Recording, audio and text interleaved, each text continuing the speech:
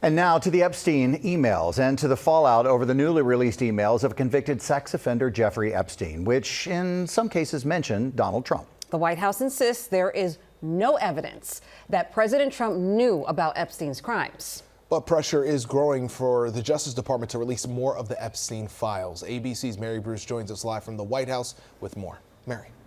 Hey guys, good morning. Well, these messages are raising a lot of questions about the relationship between President Trump and Jeffrey Epstein. The more than 20,000 pages of documents released by the House Oversight Committee show the convicted sex offender Jeffrey Epstein repeatedly discussing President Trump and seem to suggest Trump had information that he never shared. In a 2011 exchange with his co-conspirator Ghislaine Maxwell, Epstein writing the quote, "Dog that hasn't barked is Trump," adding that one of his victims spent hours with Trump at Epstein's home, but that Trump, quote, has never once been mentioned. Maxwell then replying, quote, "I've been thinking about that." And in a 2018 text exchange, someone whose name is redacted wrote to Epstein, quote, "It will all blow over. They're really just trying to take down Trump and doing whatever they can to do that." Now, the context of the message is unclear, but Epstein responding, saying, quote, "It's wild because I am the one able to take him down." Now, the White House is downplaying all these emails. They insist there's no evidence of any wrongdoing by the president. And they stress that Trump ended his decade-long friendship with Epstein when he realized that Epstein and Ghislaine Maxwell were luring away young women who worked at Mar-a-Lago. But the White House is still refusing to release the full FBI files on Epstein. And now the Hill is finally moving ahead with an effort to force their release through a vote that the White House has been trying to block, guys.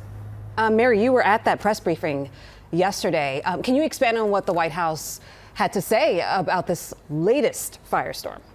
Well, they really are dismissing all of this as a distraction from the government shutdown. They note that they feel that the timing of this is convenient. The Democrats were the first to release some of these emails. The White House again saying that was all to try and distract from the way the Democrats were agreeing to end the shutdown. And again, they say that the president, there's no evidence that he did anything wrong. They also are quick to note that the victim that is named in that email as having spent several hours with Trump at Epstein's home, they say is Virginia Giuffre, the Epstein victim who died by suicide earlier this year. And she herself had said that she never saw Trump do anything inappropriate.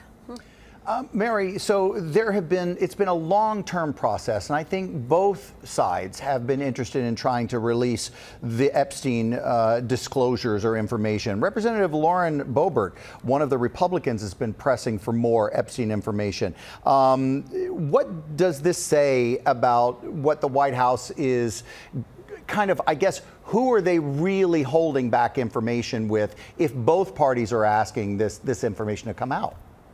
Yeah, well, Sam, it was really interesting yesterday. I don't think we've ever seen anything quite like this. The White House summoning Congresswoman Lauren Boebert here to the White House to the Situation Room, where in a meeting with the Attorney General and the FBI Director, the Deputy Attorney General, they all tried to convince her not to sign on to this petition to try and force this vote to release the files. But their effort didn't work. Boebert left the White House, and late last night, she went ahead and did sign on to that petition to force this release. But it just goes to show the lengths to which this administration is going to try and prevent this vote. Now, and that really is twofold here. On one hand, they clearly don't want to release the full Epstein files, despite the fact that so many of the president's supporters had been calling for their release for quite some time. And also the political reality, which is that this White House knows well that a vote like this will put Republicans into a very uncomfortable position. They obviously are loyal to the president, but so many of them have been demanding that these full files come out. Yeah, and Mary, some of the most vocal people asking for that release was Kash Patel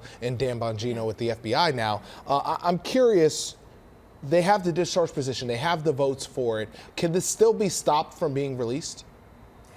It certainly can't, because look, Pedro, even if this goes ahead and passes the House, and House Speaker Mike Johnson, who has gone to great lengths to avoid this vote, now recognizes the reality. This petition has the signatures. He says he's going to bring it to the floor for a vote next week. But even if it passes the House, it still has to pass in the Republican-controlled Senate. And certainly it seems very likely that the president could and would veto this. ABC's Mary Bruce, we know you're on top of it.